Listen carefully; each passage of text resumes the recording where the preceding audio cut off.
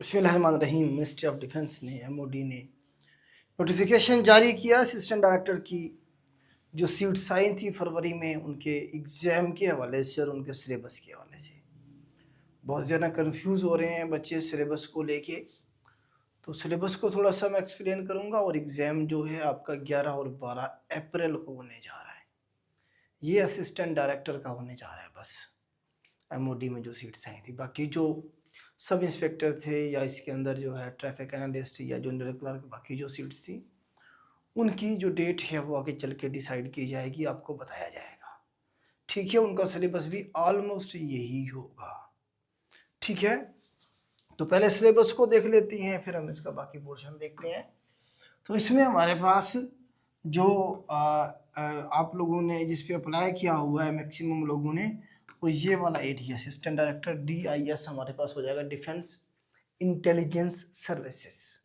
ठीक है, इसकी 16 सीटें थी। जनरल डिग्री वाले जो आप लोग हैं आपने इस कैटेगरी में अप्लाई किया था।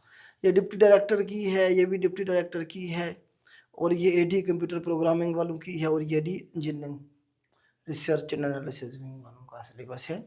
तो इसमें परेशान नहीं होना आपने, आपकी जो कैटेगरी है वो ये हमारे पास बनेगी। इनका 200 नंबर का पेपर होगा, हमने भी आपको ये बताया था। अब इसका सिलेबस देखें।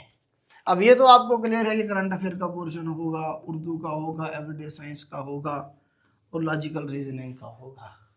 ये तो आपको क्लियर है। अभी यहाँ बच्चे परेशान हो जी, गैट जर्नल का क्या मतलब है? GN कंप्यूटर जर्नल है, गैट जर्नल। ठीक है, तो गैट जर्नल के अंदर 2 सब्जेक्ट हैं मेन, एक इंग्लिश है और दूसरा मैथ है। गैट जर्नल का मतलब क्या है? यहाँ इंग्लिश और मैथ। इंग्लिश और मैथ का वो वाला लेवल, एक तो आसान लेवल होंगे ना, कुछ सवाल होंगे जिस मिसाल का इंग्लिश ग्रामर का पोर्शन मिसाल के तौर पे, उसमें आपका जो है ना जी पार्ट्स ऑफ स्पीच में एडवर्ब, एडजेक्टिव, प्रीपोजिशन, ठीक है, सेंटेंस करेक्शन की आ जाएंगे, सेंटेंस स्ट्रक्चरिंग की आ जाएंगी, direct indirect, passive voice, active voice, ये तो आ ही जाएगा ना सारा। अब इसके अंदर एक पोर्शन होगा आपका एनालिटिकल रीजनिंग वाला। उसके अंदर ये होगा कि एक बड़ी सारी स्टेटमेंट दी जाएगी, एक पैराग्राफ आपको बना के, इंग्लिश में एक पैराग्राफ होगा पूरा। ठीक है, उसमें से 2, 3, 4 सवाल फिर आके आपसे पूछे जाएंगे, आपने उसमें से एक को ठीक करना है। ठीक है, रीजनिंग का पोर्शन इसके अंदर मेन शामिल है। 35 से 40 क्वेश्चन आपके इंग्लिश के होंगे इसमें। इसी तरह से 35 से 40 क्वेश्चन आपके इसमें मैथ के होंगे, क्वांटिटेटिव रीजनिंग जिन्हें हम कहते हैं।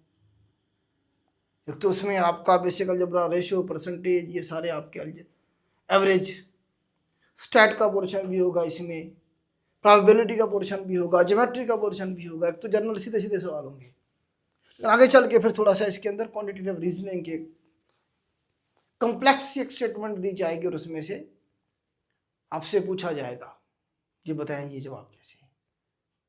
इसके ऊपर मैं प्रॉपर इंशाल्लाह वीडियो बनाता हूँ एक एक 2 एग्जाम्पल के साथ, ताकि आपको आइडिया हो कि इनमें थोड़ा सा डिफरेंस किस तरह से है।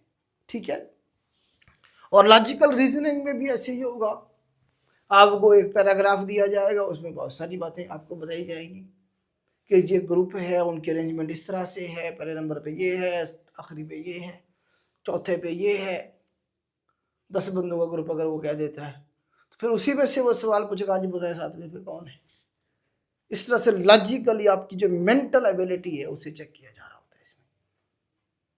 बस समझ आ गई आपको? तो सिलेबस ऑलमोस्ट वही है जो पिछले साल था। पहले इन्होंने अनाउंस नहीं किया था, इस बार अनाउंस किया, अच्छी बात है, अनाउंस करना चाहिए। लेकिन अनाउंस करने के बाद टाइम थोड़ा दिया है इसका।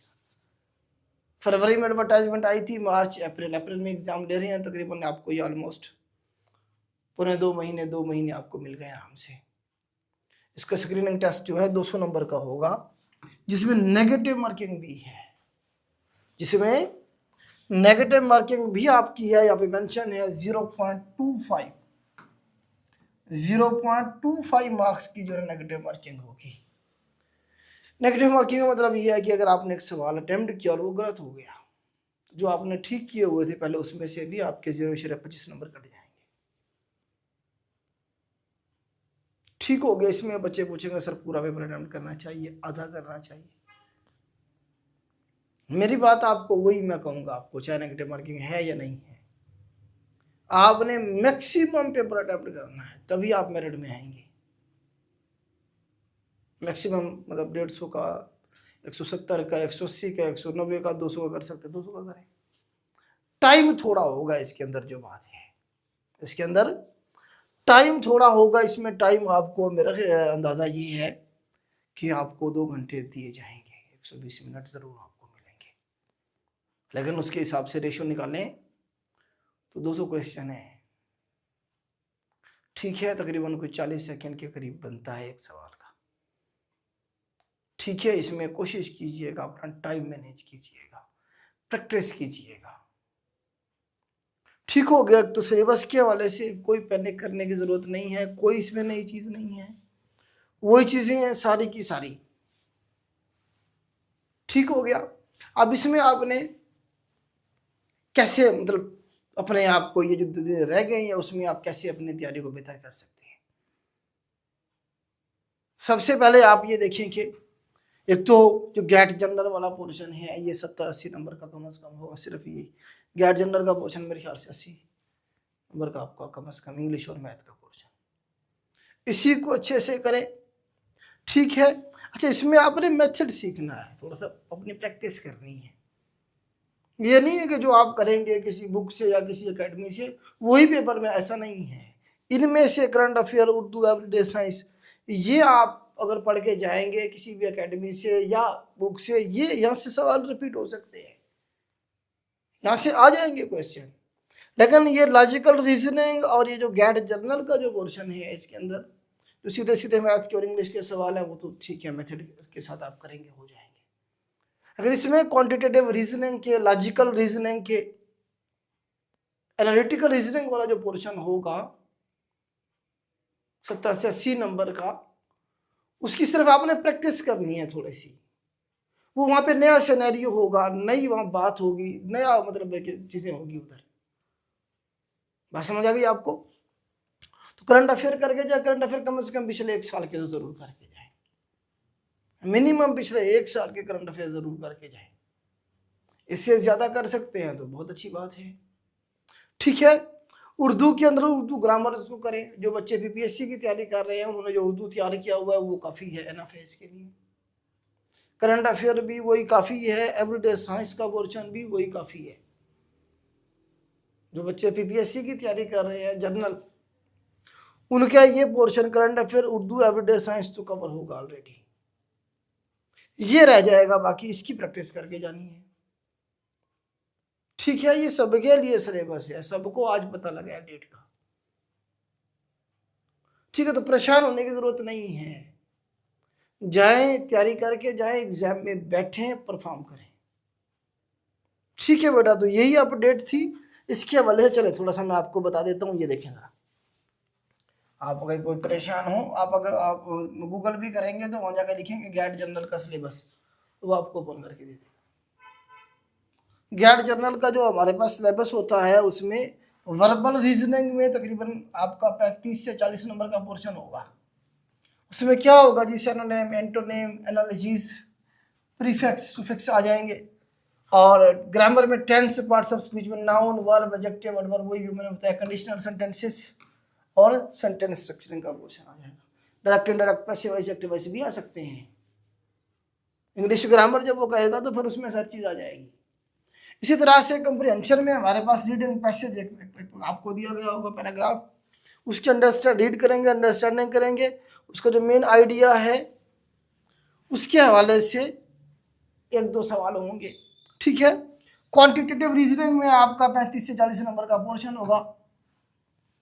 मैथ का जिसमें से अर्थमेटिक का पोर्शन होगा, अलजेब्रा का, ज्योमेट्री का, डेटा एनालिसिस का पोर्शन होगा, ठीक है। Percentage, ratio, proportion, rates, basic number theory, equation के हो सकते हैं, फंक्शंस, मैट्रिक्स, डिटर्मिनेंट्स के हवाले से, ट्रायंगल के हवाले से, circle, parallelogram, angle, areas, volume, ये सारा पोर्शन, प्रोबेबिलिटी आ गया, स्टैट आ गया, ये सारे वो टॉपिक हैं जो मैंने आपको बताया, जिसमें उसने बताया हुआ था आपको एक बात कि जी गेट जनरल, बात समझ आई आपको कि नहीं आई। तो ये बेटा थोड़ा सा मैं आपको एक्सप्लेन करना चाह रहा था। तो इसमें से हम एनालिटिकल रीजनिंग और लॉजिकल रीजनिंग, क्वांटिटेटिव रीजनिंग, इसके ऊपर इंशाल्लाह अगले 1-2 दिनों के अंदर एक वीडियो बनाकर थोड़ा सा आपको आइडिया देने की कोशिश करेंगे, समझाने की कोशिश करेंगे कि सवाल किस पैटर्न के हो सकते हैं। ठीक है, जो हमारे बच्चे रजिस्टर्ड थे हमारे पास ये वाला पोर्शन उनका रह गया था रीजनिंग वाला, तो इंशाल्लाह हम कल लेक्चर प्रोवाइड कर देंगे। जो दिन बचे हुए हैं उसमें थोड़ी सी इसकी प्रैक्टिस कर लेंगे, एनफ है। बाकी जो पोर्शन है सारा उनका हो गया हुआ है। ठीक हो गया बेटा, आज के लिए इतना ही। अल्लाह हाफिज़।